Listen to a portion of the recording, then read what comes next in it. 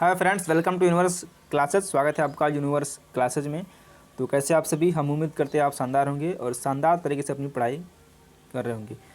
आइए बात करते हैं आज के इस सेशन में, जो कि है इतिहास से संबंधित, और हम लोग कवर कर रहे हैं मॉडर्न हिस्ट्री, जो कि बीपीएससी, यूपीपीसीएस, सुपर टेट और भी अन्य सारे वनडे एग्जाम्स के लिए इंपॉर्टेंट है, जहाँ जहाँ जीएस आता है। आइए हम डिस्कस कर रहे हैं भारतीय राष्ट्रीय कांग्रेस, जिसमें हमारा ये हमने कल कुछ क्वेश्चन डिस्कस किया था, उसको कंप्लीट नहीं कर पाया था। आज उसी के आगे बात करते हैं।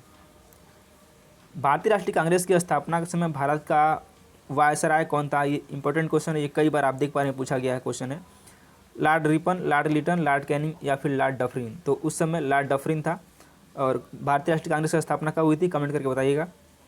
और आइए देखते हैं। भारतीय राष्ट्रीय कांग्रेस की स्थापना 1885 के समय भारत का वायसराय लॉर्ड डफरिन, और डफरिन का कार्यकाल 1884 से 88 था। उसने कांग्रेस का यह कहकर मजाक उड़ाया था कि यह सूक्ष्मदर्शी अल्पसंख्यकों की संस्था है। यह स्टेटमेंट भी पूछा जाता है, इसलिए इसको भी आपको ध्यान रखना है। निम्न गवर्नर जनरल में से किसने कांग्रेस को अत्यधिक अल्पसंख्यक लोगों का प्रतिनिधित्व करने वाला कहकर उपहास किया था? तो डफरिन नहीं किया था, हमने ऊपर ही देखा है अभी। ऑप्शन नंबर ए करेक्ट हो जाएगा। 1885 में भारतीय राष्ट्रीय कांग्रेस की स्थापना के समय गवर्नर जनरल कौन था? Lord Linlithgow, Lord Wellesley, Lord Dufferin या फिर लॉर्ड सैलिसबरी? तो ये कौन था? लॉर्ड डफरिन था। ऑप्शन नंबर सी करेक्ट है।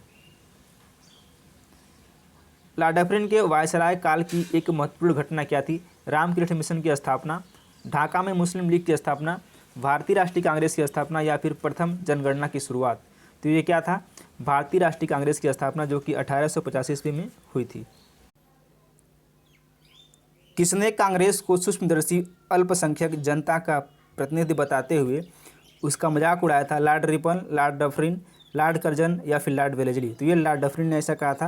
अभी हमने इसको देख भी चुका हूँ। निम्नलिखित में से कौन सा भारतीय राष्ट्रीय कांग्रेस के स्थापना अधिवेशन में उपस्थित नहीं था? दादा भाई नौरोजी, जी सुब्रमण्यम अय्यर, जस्टिस रानाडे, सुरेंद्रनाथ बनर्जी? तो ये सुरेंद्रनाथ बनर्जी उपस्थित नहीं थे, बाकी सभी लोग उपस्थित थे। 1876 में बंगाल के युवा राष्ट्रवादियों में ने सुरेंद्रनाथ बनर्जी और आनंद मोहन बोस के नेतृत्व में इंडियन एसोसिएशन का गठन किया। दिसंबर 1883 में इंडियन एसोसिएशन के अखिल भारतीय राष्ट्रीय सम्मेलन इंडियन नेशनल कॉन्फ्रेंस का आयोजन किया। दूसरा सम्मेलन दिसंबर 1885 में कलकत्ता में हुआ, जिसकी अध्यक्षता सुरेंद्रनाथ बनर्जी ने की। यही कारण था कि अखिल भारतीय राष्ट्रीय सम्मेलन में से जुड़े सुरेंद्रनाथ बनर्जी 1885 में भारतीय राष्ट्रीय कांग्रेस के स्थापना सत्र में शामिल नहीं हुए थे। तो इस तरह से आप देख सकते हैं। भारतीय राष्ट्रीय कांग्रेस के दूसरे अधिवेशन की अध्यक्षता किसने की थी? तो ये की थी दादा भाई नौरोजी ने। ऑप्शन नंबर सी करेक्ट हो जाएगा। अगला क्वेश्चन है, कांग्रेस के समर्थन प्राप्त करने के लिए 1889 ईस्वी में एक समिति स्थापित की गई। निम्न में से उस समिति का सभापति कौन था? तो सर डब्ल्यू वेल्डर वन, मी डिग्बी, दादा भाई नौरोजी, डब्ल्यू सी बनर्जी? तो वो थे मी डिग्बी, यानी कि आइए देखते हैं। कांग्रेस के लिए समर्थन प्राप्त करने के उद्देश्य से जुलाई 1889 में लंदन में विलियम डिग्बी की अध्यक्षता में ब्रिटिश कमेटी ऑफ इंडिया की स्थापना की गई। यह इंडियन नेशनल कांग्रेस की एक समिति थी। इस समिति ने भारतीय मामलों से अंग्रेजों को अवगत कराने के उद्देश्य से इंडिया नामक साप्ताहिक पत्र निकाला था। तो ऑप्शन नंबर बी करेक्ट है। भारतीय राष्ट्रीय कांग्रेस के सर्वप्रथम मुस्लिम अध्यक्ष कौन थे? अबुल कलाम आज़ाद, रफ़ी अहमद किदवई, M.A. अंसारी या फिर बदरुद्दीन तैयब जी?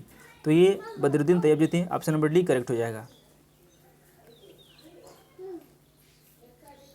भारतीय राष्ट्रीय कांग्रेस का पहला मुस्लिम अध्यक्ष कौन था? अभी हमने डिस्कस कर चुका हूँ, बदरुद्दीन तैयब जी। ऑप्शन नंबर डी करेक्ट है।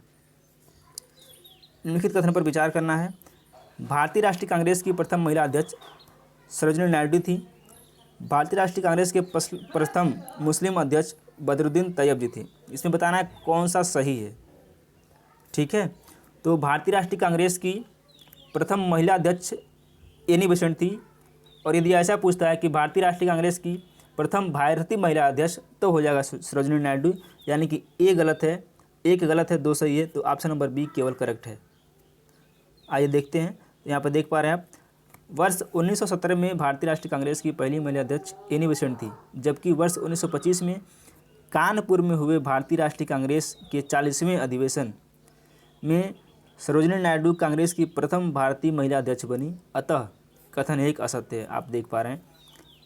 अगला क्वेश्चन, भारतीय राष्ट्रीय कांग्रेस की प्रथम निर्वाचित यूरोपीय अध्यक्ष था एवो Hume, George Yule, Alfred web या फिर एनी बेसेंट। तो ये जॉर्ज यूले थे प्रथम निर्वाचित अध्यक्ष। भारतीय राष्ट्रीय कांग्रेस का प्रथम निर्वाचित यूरोपीय अध्यक्ष जॉर्ज यूले था। इसने भारतीय राष्ट्रीय कांग्रेस के चतुर्थ अधिवेशन यानी कि चौथे अधिवेशन की अध्यक्षता की थी, जो कि 1888 ईस्वी में हुई थी। निम्नलिखित में से कौन एक भारतीय राष्ट्रीय कांग्रेस से कभी संबंध नहीं रहे? फिरोज शाह मेहता, हकीम अजमल खान, खान अब्दुल गफ्फार खान या सर सैयद अहमद खान। तो सर सैयद अहमद खान भारतीय राष्ट्रीय कांग्रेस से संबंध नहीं रहे, बाकी ये तीनों लोग थे। तो ऑप्शन नंबर डी करेक्ट हो जाएगा। निम्नलिखित में से कौन भारतीय राष्ट्रीय कांग्रेस का अध्यक्ष कभी नहीं बन सका? लाला लाजपत राय, एनी बेसेंट, मोतीलाल नेहरू या फिर बाल गंगाधर तिलक। तो बाल गंगाधर तिलक कभी भी भारतीय राष्ट्रीय कांग्रेस के अध्यक्ष नहीं थे। ऑप्शन नंबर डी करेक्ट है। लाला लाजपत राय जिन्हें प्राय शेरे पंजाब का सिंह कहते थे, वर्ष 1920 में कलकत्ता के विशेष अधिवेशन में भारतीय राष्ट्रीय कांग्रेस के अध्यक्ष बने। वे अनहैप्पी इंडिया के लेखक थे। श्रीमती एनी बेसेंट आंग्ल आयरलैंड से थी। वे वर्ष 1907 से 1933 तक थियोसॉफिकल सोसाइटी की प्रधान रहीं। तो इस तरह से ही हमने कंप्लीट किया भारतीय राष्ट्रीय कांग्रेस का कांग्रेस से संबंधित प्रश्न को। बाकी के प्रश्न हम पार्ट नंबर 3 में डिस्कस करेंगे, तो आप इसको जरूर वॉच करें। Thanks for watching, have a nice day.